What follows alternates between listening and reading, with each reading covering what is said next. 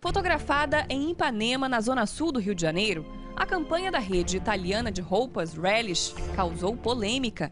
As fotos veiculadas em outdoors nas cidades de Nápoles, Bolonha e Milão mostram duas mulheres sendo revistadas por policiais militares. Não bastasse a agressividade da abordagem, as imagens também têm conotação sexual. Para muita gente, é um retrato de como o mundo vê o Brasil e as brasileiras. Eles acabam achando que toda mulher brasileira é prostituta, né? A Prefeitura do Rio enviou uma nota de repúdio à empresa, mas nem se deu conta que a poucos metros de onde foram feitas as fotos, o apelo sexual associado à imagem da brasileira é ainda mais explícito. A venda de cartões postais com mulheres de biquíni foi proibida este ano no Rio, mas sem fiscalização, o comércio continua. Como é que vocês acham que a mulher é vista lá fora, a mulher brasileira? Vulgar. Gostosa, na verdade, né? Eu acho que como um objeto de consumo mesmo. Você vê que é sempre mulher de biquíni, mulher dançando, é o samba sempre, elas quase que peladas, né? Uma imagem que o próprio governo ajudou a construir. Durante muitos anos, a sensualidade da brasileira foi explorada em campanhas para atrair estrangeiros. Mas a estratégia se voltou contra o país. E por isso, o Ministério do Turismo ainda tenta consertar o erro do passado. Hoje é rigoroso com as empresas que associam a brasileira ao sexo.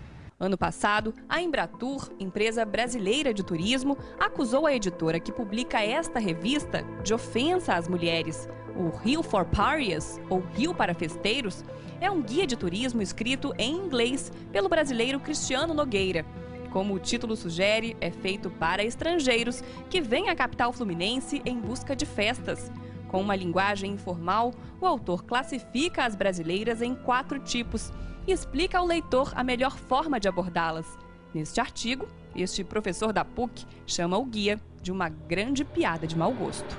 Se coloca que a única interação possível que um estrangeiro pode ter com um ente feminino na cidade do Rio de Janeiro é o sexo, isso pode ofender muito. A Embratur recorreu à Procuradoria Regional Federal e o caso chegou à Justiça. Ele faz uma descrição dessas mulheres, né, dessas 4 categorias de mulheres, né, e ensina como se aproximar, se deve beijar logo, se aquela categoria ela está suscetível a ir logo ao motel. O autor da revista se defende. Cristiano Nogueira diz que a proposta era publicar um guia bem-humorado e, ao contrário do que sugere a Embratur, ele garante que a intenção nunca foi promover o turismo sexual.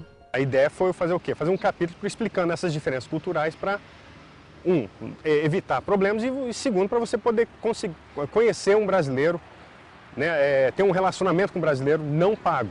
Mas, para o professor, ele exagerou. Ele quer ser engraçado, ele quer ser diferente, ele quer se contrapor aos guias convencionais. E eu acho que ele erra a mão.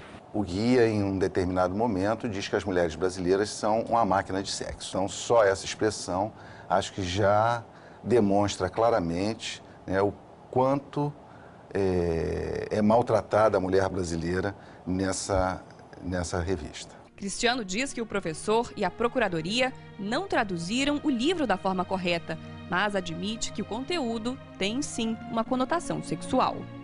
Eu acho que hoje em dia ninguém considera isso daí desrespeitoso, sabe? Ser chamado de bom de cama, tanto homem, antes era só os homens que adoravam esse título, né? Mas hoje em dia as popozudas se chamam de popozudas. A desembargadora que analisou o processo foi taxativa. Para ela, mais que um insulto, o livro rebaixa a mulher brasileira. É vulgarizado, não tem outros predicados, não tem outros detalhes, não há, enfim, absolutamente nada que disfarce o intuito dessa propaganda. A editora foi obrigada a retirar todos os exemplares de circulação. Para Cristiano, a Embratur poderia ter resolvido o caso longe dos tribunais. Poderiam ter tentado isso, e falado, olha aqui, Cristiano, não gostamos do jeito que você tem um capítulo sobre namoro, ou não gostamos dessa figura, aqui não gostamos desses termos, que a gente quer que você troque isso daí. É uma censura, não existe outro termo para explicar o que a Embratu pediu. O professor também não acredita que proibir a circulação do livro seja a melhor saída.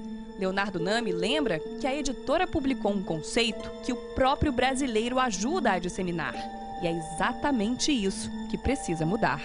Proibir remonta a um autoritarismo que nunca deu certo. E a gente tem que parar de ficar ofendido dessa maneira, pelo menos, quando uma representação incomoda, e parar para pensar qual é a nossa contribuição para que essas representações permaneçam. Mas para a justiça, num caso como esse, é punindo que se educa.